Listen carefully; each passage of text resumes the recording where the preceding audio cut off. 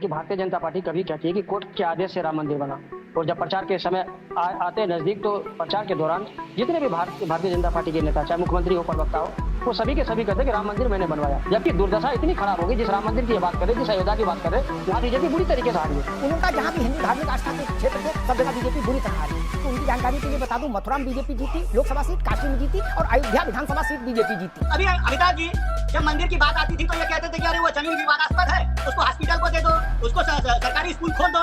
अब मैं इनसे पूछना चाहता हूँ, ये खान जी जो बैठे हैं और जो मौलाना यहाँ पे बैठे हैं, ये वक्फ बोर्ड की इतनी जमीनें हैं, इतने लाख हेक्टेयर की जमीनें हैं इनके पास, वो दे दो ना भैया स्कूल के लिए, वो दे दो ना हॉस्पिटल के लिए। समाजवादी पार्टी के एमएलए सुन्नी वक्फ बोर्ड का चेयरमैन था क्या?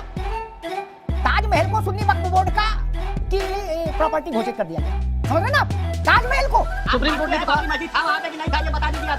आप अगर आपको लगता है कोर्ट के फैसले को एक्सेप्ट करते हैं आप, मस्जिद नहीं था ना, बाबरी मस्जिद नहीं था ना, आप वो दीजिए। मुन्ना खान साहब जी, मुख्यमंत्री कह रहे हैं कि जैसे अयोध्या में नवनिर्माण हुआ, उन्होंने कहा कि 3 मान बिंदु हैं सनातन के, भारत के, काशी, मथुरा और अयोध्या। तो अयोध्या में काम कंप्लीट हो गया, काशी और मथुरा में जल्द होगा, अवश्य होगा, इसमें कोई संदेह नहीं। कैसे देख रही कांग्रेस और विपक्षी दल? सबसे पहली बात तो ये कि भारतीय जनता पार्टी कभी कहती है कि कोर्ट के आदेश से राम मंदिर बना, और जब प्रचार के समय आते हैं नजदीक, तो प्रचार के दौरान जितने भी भारतीय जनता पार्टी के नेता, चाहे मुख्यमंत्री हो, प्रवक्ता हो, वो सभी के सभी कहते हैं कि राम मंदिर मैंने बनवाया। पहले तो भारतीय जनता पार्टी ये फैसला कर ले कि राम मंदिर किसने बनाया। दूसरी बात, जब ये मामला कोर्ट में है तो योगी आदित्यनाथ चाहे जितना भी कहे, कुछ भी कर ले, ये जुडिशरी का मसला है, ये कोर्ट के अंदर है मसला, तो कुछ भी किंतु परंतु कहने से बचना चाहिए। क्योंकि वो एक मुख्यमंत्री 25 करोड़ चुने हुए जनता के मुख्यमंत्री, उनको ये समझना चाहिए कि मैं एक जाति विशेष के लिए काम नहीं करूंगा। जिस तरीके से उनकी भाषा है, मैं लगता है मुझे कि कहीं उठाए गिरे की तरह भाषा है उनका। कभी कहते हैं बटोगे तो कटोगे, छटोगे तो हटोगे, इस तरीके की भाषा मैं समझता हूँ एक संवैधानिक पद पे बैठे हुए व्यक्ति को नहीं देना चाहिए। जबकि दुर्दशा इतनी खराब होगी, जिस राम मंदिर की बात करें, जिस अयोध्या की बात करें, वहाँ बीजेपी बुरी तरीके से हारी है। और पूरे उत्तर प्रदेश में 8 ऐसी जगह है जहाँ पे भगवान का आस्था का विषय देखा जा रहा है, वो आठों सीट भाजपा आ रही है। तो मैं ये कहता हूँ, अब कहीं ना कहीं भारतीय जनता पार्टी को जो अपना वो रोड मैप है उसको चेंज करना चाहिए। जो 25 करोड़ आबादी है उत्तर प्रदेश की, जिसमें 6.5 करोड़ लड़के बेरोजगार है, उनकी बात होनी चाहिए। मंदिर, मस्जिद, शमशान, कब्रिस्तान ये ढूंढना अब सरकार बंद करे। क्योंकि जिस तरीके से आज युवा देश में बेरोजगार हो रहे, जो युवाओं का प्लान था, वो योगी आदित्यनाथ ने कहा था कि उत्तर प्रदेश के जो युवा है वो बेरोजगार है, उसे हम रोजगार देंगे, और जो युवा गुजरात जा रहे हैं, महाराष्ट्र जा रहे हैं, अन्य राज्यों में जा रहे हैं, हम उसे रोकेंगे। तो बताइए उत्तर प्रदेश के मुख्यमंत्री कितने युवाओं को रोका। दूसरी बात, आपने कहा कि गायों के लहू को बाल्टी भर भर के फेंका जा रहा था। मैं आपको बता दूं, ऑन रिकॉर्ड 7 ऐसी फैक्ट्रियां साहिबाबाद में है जो बीजेपी नेताओं के चल रहे हैं, जहां पे गाय के मांस कटते हैं और वो एक्सपोर्ट होता है विदेशों में। लेकिन अल जजीरा, अल बसर, अल गुजर, इस तरीके से नाम है। तो मैं ये कहूंगा, कथनी और करनी में फर्क होना चाहिए। ठीक है मुन्ना खान, अभी रुकना होगा मुन्ना भाई, होनी चाहिए, उसका व्यापार नहीं होना चाहिए। ठीक, अभी रुकना होगा। अब मैं रत्नाकर सिंह के पास चलूंगा ताकि एक बार सब लोग बहस में आ जाएं। मुन्ना खान साहब ने जो बात की, उसमें एक बात और कह दूं कि काशी, मथुरा और अयोध्या, उन्होंने कहा जहां भी हिंदू धार्मिक आस्था के क्षेत्र थे सब जगह बीजेपी बुरी तरह हार गई। तो उनकी जानकारी के लिए बता दूं, मथुरा में बीजेपी जीती लोकसभा सीट, काशी में जीती और अयोध्या विधानसभा सीट बीजेपी जीती। फैजाबाद लोकसभा सीट सपा जीती, एक। और दूसरा, अभी मैं मुन्ना खान साहब को भी सुन रहा था, कांग्रेस के पहले प्रवक्ता को अपनी रिपोर्ट में देख रहा था, वो कह रहे भाजपा की दुर्गति हो गई। जो पार्टी पिछले कई सालों से, कई चुनावों से उत्तर प्रदेश में दहाई में सीट नहीं जीत पाई, पिछले चुनाव में जिसके पास 80 में से 1 सीट थी, वो 33 सीट जीतने वाली को बता रही कि तुम्हारी दुर्गति हो गई। लो कर लो बात है? जिस कांग्रेस के पास 19 में 1 सीट थी, 80 में, वो 33 सीट जीतने वाली भाजपा से कह रही है कि इनका लुटिया डूब गई, ये बर्बाद हो गई, इनकी दुर्गति हो गई। अजब गणित है भाई। तब कांग्रेस के लिए क्या शब्द इस्तेमाल होगा? और आज भी 6 सीट है 80 में से। अगर 33, और समाजवादी पार्टी जो एलआई है, वो उसके पास 14 में कितने एमपी थे? 5। 19 में कितने थे? 5। 5, 6, 1, 2 वाले लोग बता रहे हैं कि 33 वाले बर्बाद हो गए, उनकी दुर्गति हो गई। ये तो गणित थोड़ा उल्टा हो गया, नहीं? ये तो गणित थोड़ा उल्टा हो गया। हाँ, ये जरूर कहिए कि पिछली बार जिस बच्चे के 80 नंबर आए थे, 75 नंबर आए हो, 90 नंबर आए हो, उसके 60 आए तो कहा जाता भाई थोड़ा और मेहनत करो। वो स्थिति तो मुझे समझ में आती, लेकिन 33 सीट जीतने वाले को कह रहे बर्बाद हो गए, लुटिया डूब गई, गजब। तो 1 सीट जीतने वाले को क्या कहें? उनको तो जल समाधि ले लेनी चाहिए, नहीं? फिर एक सीट जीतने वाले को तो जल समाधि ले लेनी चाहिए। खैर रत्नाकर जी, मुन्ना खान साहब हो चाहे मौलाना नदीमुद्दीन साहब हो, वो लोग कह रहे हैं कि इस तरह के बयानों से इसलिए बचना चाहिए क्योंकि मामला अदालत में है। रत्नाकर जी, जब ये अगर मामला अदालत में है तो क्या हम अपनी धार्मिक आस्था और अपनी भावनाओं को छोड़ दें? क्या हम अपने धर्म का त्याग कर दें? क्या योगी आदित्यनाथ अगर संवैधानिक पद पे बैठे हैं तो उनके नाम से योगी शब्द निकाल दें? अरे वो पहले ऐसे मुख्यमंत्री हैं जो हिंदुओं की भावनाओं को ध्यान में रख करके, और वो तीनों जो जिससे भारत की जिससे पहचान है, काशी, अयोध्या और मथुरा, ये तो हमारी पहचान है ना, भारत की पहचान इन्हीं से है। और हम अपनी पहचान को अगर फिर से स्थापित करने की बात कहते हैं तो आप कहते हैं कि इनको नहीं बोलना चाहिए और कोर्ट कचहरी में मैटर है। देखिए ये वही लोग हैं अमिताभ जी, जब ही हामिद अंसारी कहते थे कि नहीं पहले मैं उपराष्ट्रपति नहीं हूं, मैं पहले मुसलमान हूं, तब ये कुछ नहीं बोलते थे। तो भाई तब तो संवैधानिक पद पे बैठे हैं, पहले अपने धर्म को आगे करते हैं फिर संवैधानिक पद की बात करते हैं। आज अगर हम कहते हैं अपनी पहचान को कायम रखने के लिए और पहचान को बनाए रखने के लिए, तो ये कहते हैं कि कोर्ट में मैटर है, भैया आप बोलो मत, आप जो है इस पे करा भी मत बोलो। ये हमारी आस्था का विश्वास, आस्था का प्रश्न है, हमारे धर्म का प्रश्न है, हमारी एकजुटता का प्रश्न है, अखंडता का प्रश्न है। हम निश्चित रूप से इस पे बोलेंगे, हमें कोई नहीं रोक सकता। दूसरी बात ये कह रहे थे अभी, चंदा चोरी की, सुनो तुम्हारी बात ही कह रहा हूँ, अभी अगली बात तुम्हारी कह रहा हूँ। एक बार मुन्ना खान साहब केवल तुम्हारी बात कह रहा हूँ। अभी अमिताभ जी जब मंदिर की बात आती थी तो ये कहते थे कि अरे वो जमीन विवादास्पद है, उसको हॉस्पिटल को दे दो, उसको सरकारी स्कूल खोल दो।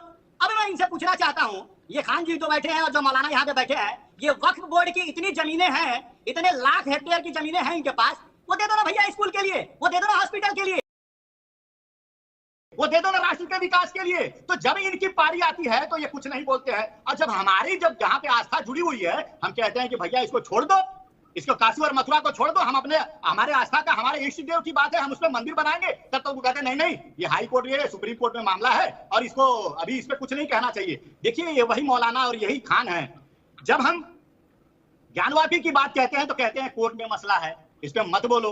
आज जब वही कोर्ट जब फैसला सुना देता है, जब राम मंदिर का फैसला सुनाता है तो कहते हैं कि नहीं वो तो मस्जिद था, वो आप लोगों ने गलत किया, आप लोगों ने तोड़ा।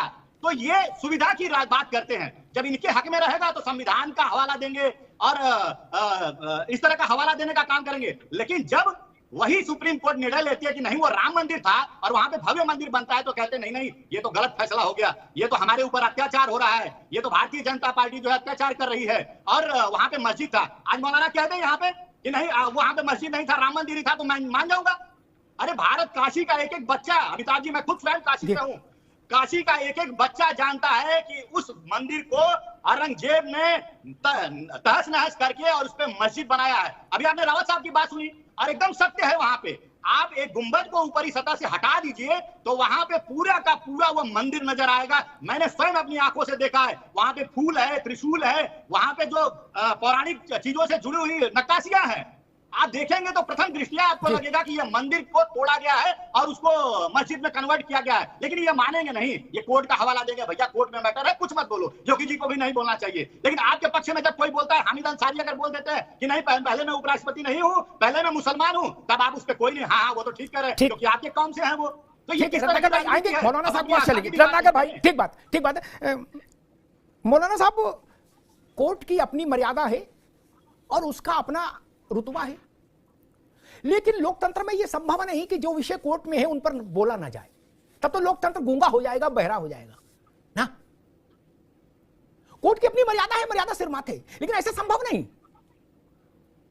कोर्ट में तो करोड़ों मामले हैं तो पूरा देश गूंगा हो जाए, नहीं ना, यह व्यवहारिक सच नहीं है।